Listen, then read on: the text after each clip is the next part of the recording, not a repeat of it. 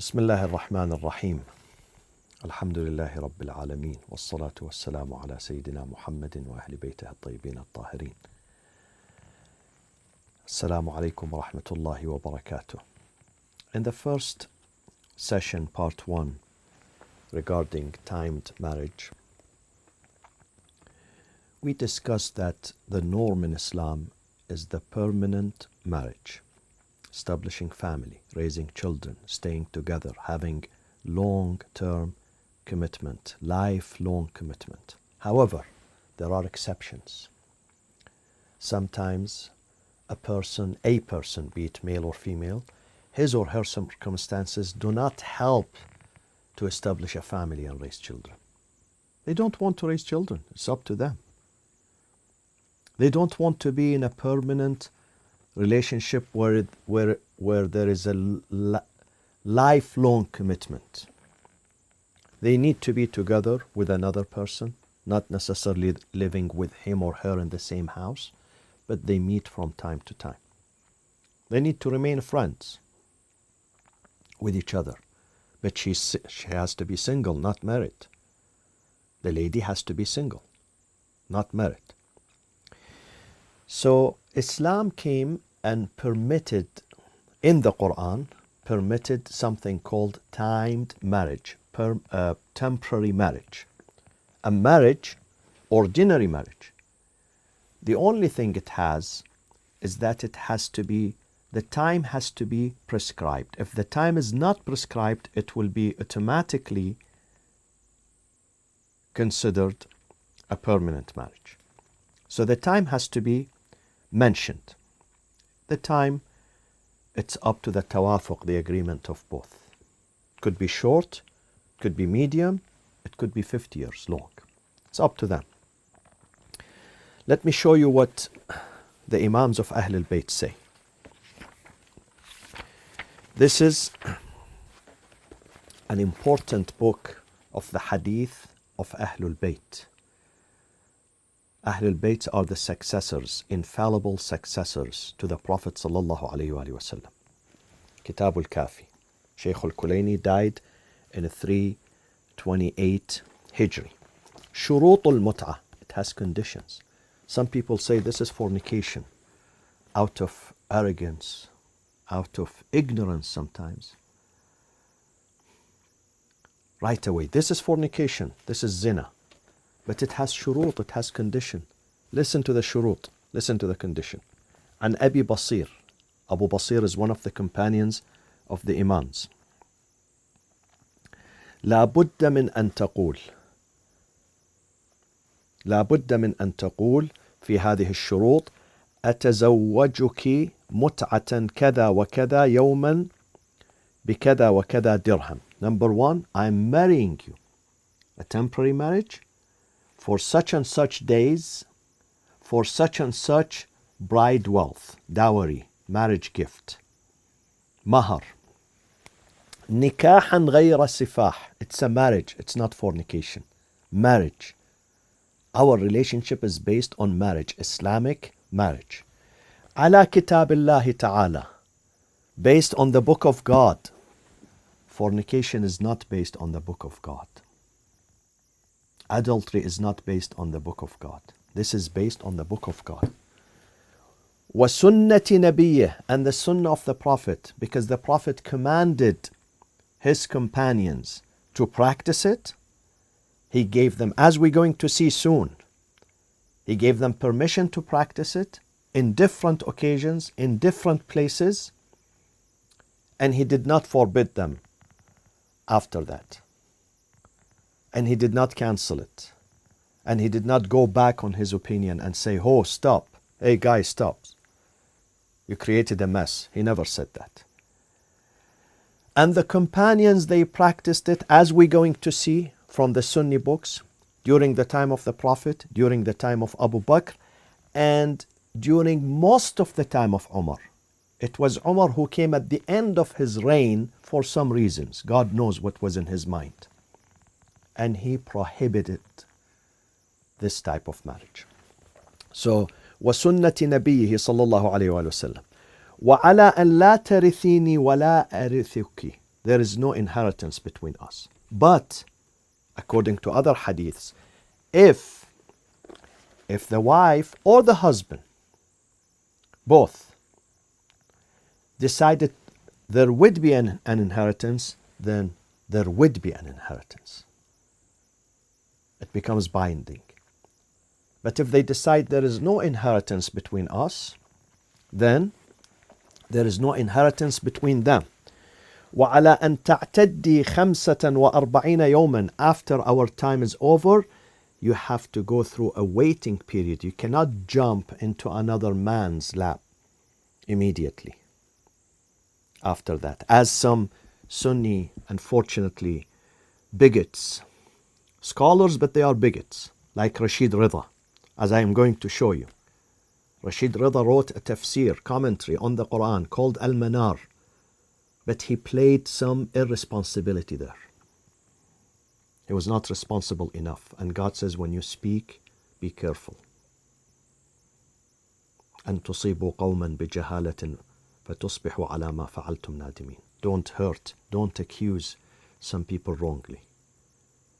But unfortunately, he was not careful enough or responsible enough. Now he's with his God. Let him answer God on the Day of Judgment now. He's gone from this life. He did what he did. He did the damage. Let him answer God. He says the Shia believe that there is no iddah, there is no waiting period after the temporary marriage. He's wrong. He's wrong. There is a waiting period. 45 يوما وقال بعضهم حيضة. Either there is 45 days waiting period, a month and a half, or in some hadiths, one menstrual cycle, or in other hadiths, حيضتان, 2 menstrual cycles after the time is over. Okay. Now, let's go to باب ما يجب على المرأة من عدة المتعة. This is the book of hadith of Ahl al-Bayt, وسائل الشيعة, written by a Lebanese scholar, Muhammad ibn al-Hasan al-Hurr al-Amili, died 1104 Hijri, almost 340 years ago. So there is waiting period. عن أبي عبد الله أنه قال إن كانت تحيض فحيضة. If she's still during her menstrual cycle, then one menstrual cycle for her to clear herself, the waiting period. And if it is not during menopause, then she would wait 45 days. And some put it at 2 months, some of the ahadith. وعدتها حيضتان ولا تحل لغيرك, on behalf of Imam al-Baqir alayhi salam, عن أبي جعفر عليه السلام في المتعة, ولا تحل لغيرك حتى تنقضي عدتها وعدتها حيضتان. In fact, 2 menstrual cycles she has to wait in this hadith. And if her husband dies while she's still married to him during the temporary marriage, تعتد 4 أشهر وعشرة, just like the permanent marriage. If she's married to someone, a temporary marriage, let's say for 1 month, 3 months, 6 months, and something happens to him, he catches coronavirus, COVID-19, and he dies, she has to wait 4 months and 10 days. So what Muhammad Rashid Rida says in his book Al-Manar, the Egyptian commentator on the Quran, is wrong, absolutely wrong. He's accusing the followers of Ahl al-Bayt of something that either he doesn't know or he knows, but it is racism, bigotry, and bias against the followers of Ahl al-Bayt. And I'm going to show you where he says this in his book, Al-Manar, Tafsir al-Manar. So my friends, let's go here and see. Now, both Sunnis and Shias agree that it was permissible in Islam during the time of the Prophet. The disagreement is, however, that whether the Prophet himself prohibited it or Umar, and whether Umar has the right to do so or not. Some Sunnis say the Prophet did prohibit the temporary marriage. After making it lawful, then he went back and he made it unlawful. Other Sunnis say no, it was okay during the time of the Prophet until his death. It was okay. It was permissible. Umar came later on during his reign and he stopped it. So this is Ibn Hazm. Ibn Hazm died in 456. He's from Andalusia. He's a proponent of Umayyad dynasty. He is Ibn Hazm in his book Al-Muhalla, one of his books, Ibn Hazm al-Andalusi, is not in a good term with Ahlul Bayt, and definitely not in a good term with Shia Islam, with the followers of Ahlul Bayt. In fact, he considered the mastermind of Salafism even before Ibn Taymiyyah, before Ibn al-Qayyim al-Jawziyah, before Ibn Kathir. Before those people, Ibn Hazm was the first one who used diatribe and maligned Shia Islam. So he's the first Salafi who does not tolerate Shia Islam. This is his book, Al-Muhalla, book of fiqh, important in the Sunni tradition. And let's come to page 519. This is volume 9. Volume 9, and this is page 519 in his book. Mas'alatun. Mas'ala, question number 1854. He says, وَقَدْ ثَبَتَ عَلَى تَحْلِيلِهَا وَكَانَ حَلَالًا عَلَى عَهْدِ رَسُولِ اللَّهِ. He says timed marriage. This is a Sunni scholar, Ibn Hazm, one of the greatest Sunni scholars. He admits that the timed marriage was permissible during the time of the Prophet. كان حلالا على عهد رسول الله صلى الله عليه وسلم. ثم نسخها الله تعالى على لسان رسوله. He believes that it was abrogated by God. وقد ثبت, but here he admits again that stayed on the opinion, remained on the opinion of permissibility and being halal and legitimate بعد رسول الله. وقد ثبت على تحليلها بعد رسول الله صلى الله عليه وسلم جماعة من السلف رضي الله عنهم منهم من الصحابة. He says the early communities, the early people, Salaf. This is the meaning of Salaf. Among them, some of the companions of the Prophet said and believed that it was halal after the Prophet, and nothing has changed. The rule was not changed. It was not prohibited. Minhum, among them a lady, the daughter of Abu Bakr, Asma bint Abi Bakr as-Siddiq. Asma, a lady, the daughter of Abu Bakr, she believed that the timed marriage or temporary marriage was permissible after the Prophet. وجابر بن عبد الله الأنصاري, one of the greatest companions of the Prophet. وعبد الله ibn Mas'ud, another great companion, iconic figure. Another commentator on the Quran, Abdullah ibn Mas'ud. وعبدullah ibn Abbas, the greatest among the companions of the Prophet. Those are heavyweight figures. Heavyweight companions. Those are not secondary. Jabir ibn Abdullah al-Ansari is the closest companion to the Prophet. Abdullah ibn Abbas is a companion. Though he died, when the Prophet died, he was 10 years old. But he's considered an important companion of the Prophet, Abdullah ibn Mas'ud. And then according to him, Muawiyah ibn Abi Sufyan. This is very ironic. Of course, Mut'ah served Muawiyah, of course. He served his desire.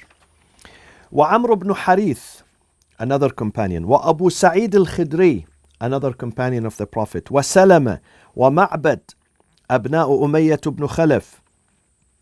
ورواه جابر بن عبد الله عن جميع الصحابة مدة رسول الله. Jabir ibn Abdullah al-Ansari, the companion, he narrated the story that of the permissibility, legitimacy of this type of marriage, temporary marriage, from all the companions of the Prophet during the life of the Prophet. Not one or two or three or four, all companions. So it was very famous. People were aware that this type of marriage was permissible during the time of the Prophet. And none of them said it has been prohibited, except very few, which we're going to see them. Some isolated incidents by isolated narrations. خبر الواحد, one person. عن جميع الصحابة مدة رسول الله. So he says, Jabir ibn Abdullah al-Ansari, that it was permissible during the time of the Prophet. ومدة أبي بكر وعمر إلى قرب آخر خلافة عمر. This is Ibn Hazm. Says Jabir ibn Abdullah al-Ansari. Says timed marriage was permissible during the entire time of the Prophet, the entire time of Abu Bakr, and sometime during the time of Umar until the end of his reign. Not the beginning, not the middle, the end of the reign of Umar ibn al-Khattab. So this is Ibn Hazm. وَمِنَ التَّابِعِينَ, those are the companions. Then the second generation, تابعين, طاووس وعطاء وسعيد بن جبير وسائر فقهاء مكة أعزها الله. Most of the jurists in the city of Mecca, they are on the belief that it was permissible during the time of the Prophet, the time of Abu Bakr, and most of the time of Umar. Not some, most of the time of Umar. وصح تحريمها عن ابن عمر. Ibn Umar, he decided that it has been not permissible. Ibn Umar, the son of the second caliph. Now, I mentioned earlier, my friends, Jami' al-Bayan, al-Tabari, in the first part of these sessions, that he said it is mentioned in the Quran. This is Muhammad ibn Jabir al-Tabari. And we also mentioned the opinion of Fakhr al-Razi in the second part. And now we mention the opinion of Ibn Kathir, maybe the third most important tafsir after Qurtubi, maybe the fourth, the fifth. I really don't know. I don't know how to grade them. But I know this is number one tafsir. Al-Tabari, Al-Razi is number two. Ibn Kathir, it could be in Syria. If you go to Syria, if you go to the Umayyad region, this is considered number one, Ibn Kathir. But if you go to other areas, maybe this is number 6, 7, 10. I really don't know. Again, let's share with you. This is volume number 1. وَقَدْ اسْتَدَلَّ, when he comes to ayah number 24. Chapter number 4, Surah An-Nisa. وقد استدل بعموم هذه الآية على نكاح المتعة ولا شك أنه كان مشروعا في ابتداء الإسلام. وقد استدل, it has been, this verse has been used as an evidence that the timed marriage was permissible in the beginning of Islam. ثم نسخ بعد ذلك. He says then it was abrogated. وقد ذهب الشافعي, Imam الشافعي وطائفة من العلماء, other groups of scholars, إلى أنه أبيح ثم نسخ مرتين. That this marriage was made permissible, but then it was cancelled or abrogated twice. وقال آخرون أكثر من ذلك. The Prophet makes it okay, and then he makes it not okay. And then he comes back, he makes it okay, you can marry temporary marriage, and then after that he says no. And then he comes back The Prophet was playing games. Astaghfirullah. It's like the stock market. Goes up and down, fluctuates. One day is halal, one day is haram. This is religion of God. This is the religion of God.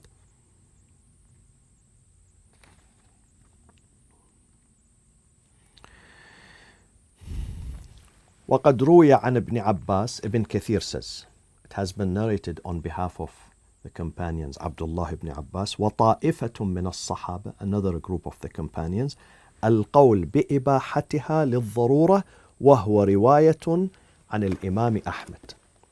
Ibn Abbas and other companions say, if it is necessary, then still even now, you can practice it. If it is necessary, للضرورة. For instance, your wife is not with you. You are traveling, you are alone, you are in other country. I don't know. I don't know what is the reason, but if it is necessary. And also Imam Ahmad ibn Hanbal in his book, Musnadul Imam Ahmad ibn Hanbal, also he says, he mentions on behalf of Ibn Abbas that the timed marriage, the temporary marriage is okayed, is permissible if there is a need for it. And then he adds, وكان ابن عباس وأبي بن كعب وسعيد بن جبير والسدي يقرؤون. They would read this verse as follows. Verse 24 in chapter 4, Surah An-Nisa, فَمَا اسْتَمْتَعْتُمْ بِهِ مِنْهُنَّ إِلَىٰ أَجَلٍ مُسَمَّى. They add this sentence to it. إِلَىٰ أَجَلٍ مُسَمَّى. Up to a certain prescribed time. فآتوهن أجورهن فريضة. وقال مجاهد نزلت في نكاح المتعة. So this is what Ibn Kathir says in Tafsir al-Qur'an al-Azim. What else? Let's have a look at Kutub al-Sitta. Bukhari, Muslim, Abu Dawood, Tirmidhi, Nasa'i, Ibn Majah. Let's go here. Let's go to Bukhari. Bukhari in Hadith number 5117. عن جابر بن عبد الله وسلمة بن الأكوع قال كنا في جيش فأتانا رسول الله صلى الله عليه وآله وسلم. We were in a military expedition. The messenger of the messenger of God came to us. فقال إنه قد أذن لكم أن تستمتعوا فاستمتعوا. It has been given permission to you to marry on a temporary basis, then you may marry on a temporary basis. وسمعت ابن عباس حدثنا شعبة in the same Bukhari عن أبي جمرة قال سمعت ابن عباس يسأل عن متعة النساء فرخص. I heard Abdullah ibn Abbas being asked about his opinion on this issue, the temporary marriage. فرخص, he gave permission. فقال له مولا له إنما ذلك في الحال الشديد وفي النساء قلة. Is this when we are under extreme pressure and there are no, our women are not with us? أو نحوه. فقال ابن عباس نعم. Ibn Abbas said yes. So not under normal circumstances. Whenever there is a necessity, according to this hadith. But then, look at Bukhari here, my friends. Hadith 5119. Let me read it for you. عن أبيه عن رسول الله عن إياس بن سلمة ابن الأكوع عن أبيه عن رسول الله. Companion narrates on behalf of the Prophet in Bukhari. أيما رجل وامرأة توافقا فعشرة ما بينهما 3 ليال فإن أحبا أن يتزايدا أو يتتاركا تتاركا. The Prophet said, any man and women get together and they want to be together, they want to have intimacy together, of course the wife has to be single, not married. Then the minimum requirement is that they stay 3 days. After these 3 days, if they love, they can extend. If they don't, tataraka, they can end it, terminate it.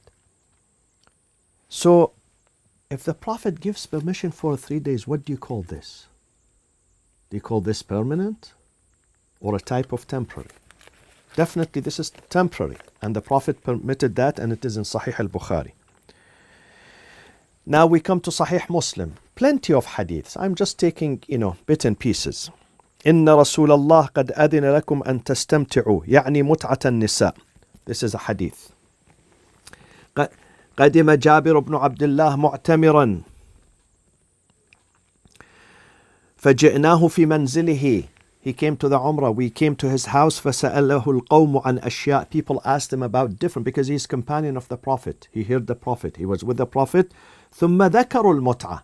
Then they asked him about temporary marriage. فقال نعم استمتعنا على عهد رسول الله وأبي بكر وعمر. We did a practice timed marriage during the time of the Prophet and Abu Bakr and Umar. وجابر سمعت جابر بن عبد الله يقول كنا نستمتع بالقبضة من التمر والدقيق الأيام على عهد رسول الله وأبي بكر حتى نهى عنه عمر. It was Umar who came and he stopped this. He forbade this. In another hadith فعلناها مع رسول الله ثم نهانا عنها عمر. خرجنا مع رسول الله عام الفتح إلى مكة. He says the hadith that the Prophet gave permission in عام الفتح was the 8th year. إن نبي الله عام فتح مكة أمر أصحابه بالتمتع من النساء. This is in Sahih Muslim, my friends. So these are the hadiths of the school of caliphs, the school of companions. Speaks about this type of marriage being practiced during the time of the Prophet, the reign of Abu Bakr, his successor, the reign of the second caliph, second successor to the Prophet, Umar ibn al-Khattab. Now we come to the hadith of Ahl al-Bayt, the family of the Prophet, and that would be in the third part, inshallah. Assalamu alaikum wa rahmatullahi wa barakatuh.